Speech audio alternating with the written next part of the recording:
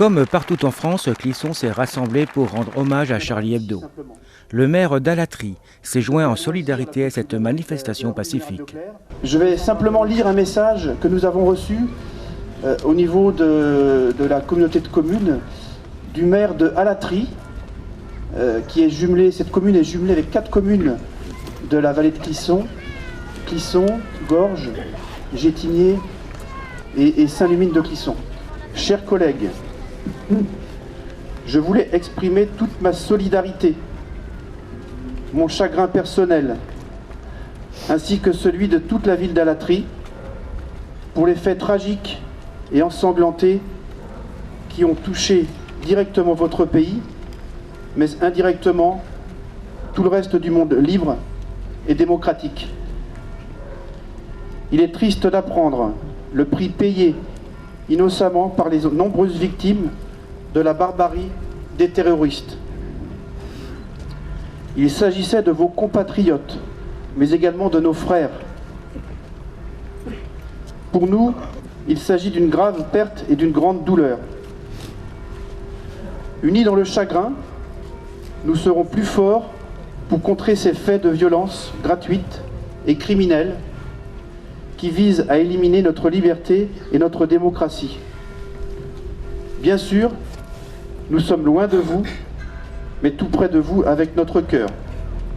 Toute la ville, l'administration, le maire et les citoyens, en tête, crient avec vous « Je suis Charlie ». Ils furent près de 2000 à se joindre au maire de la communauté de communes de Clisson, indignés par les événements passés. Nous avons tous été, je crois, tous les Français très touchés par le massacre, les massacres qui se sont passés sur Paris et la région parisienne. Et donc chaque Français aujourd'hui pense très fortement aux victimes, aux policiers qui ont sécurisé et sécurisent notre territoire. Et ces moments de silence et de rassemblement sont la meilleure des choses face à ces horreurs. Voilà. Qu'est-ce que vous en pensez de cette mobilisation ? Mais écoutez, ça montre que dans ces moments-là, tous les Français sont unis, parce qu'on a tous des différences, mais la liberté d'expression notamment étant un des piliers de notre démocratie, il est bien et important que chacun dans son territoire se mobilise. Alors des idées un petit peu pour que ça ne recommence pas ?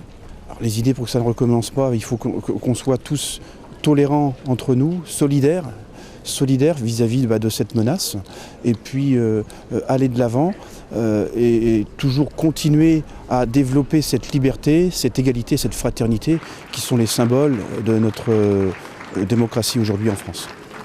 Un profond sentiment de tristesse,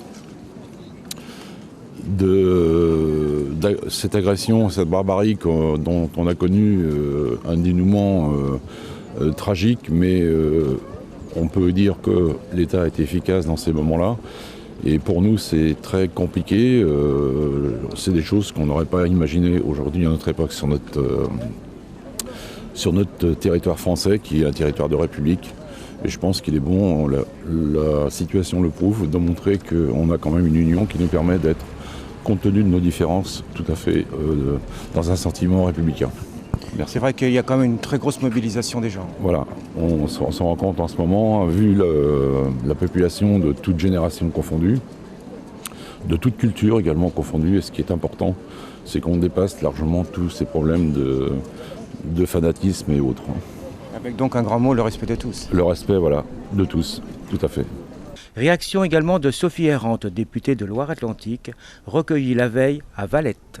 Je pense qu'on est frappé, je suis frappée au cœur comme tous les Français, en tant que citoyenne, en tant que défenseur de nos valeurs et de ce qui est marqué au fronton de nos mairies, liberté, égalité, fraternité. Voilà, c'est des événements graves, dramatiques, et je pense qu'il faut continuer. Restons debout et puis continuons à défendre nos libertés. Comment est-ce qu'on peut les défendre justement, ces libertés ?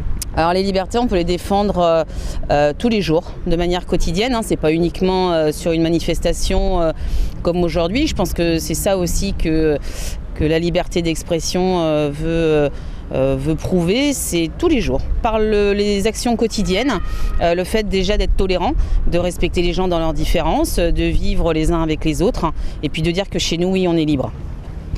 En entrant un petit peu dans la politique, je dirais, internationale, donc ces 3 personnages, on les connaissait, les renseignements généraux de France les connaissaient. Ils en avaient prévenu les États-Unis, eux, ils les avaient interdits sur notre territoire.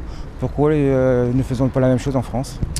Je pense que ce qui est très compliqué aujourd'hui, et j'ai un peu suivi, et je pense qu'il y aura de toute façon une vraie discussion et un travail parlementaire sur ce sujet-là.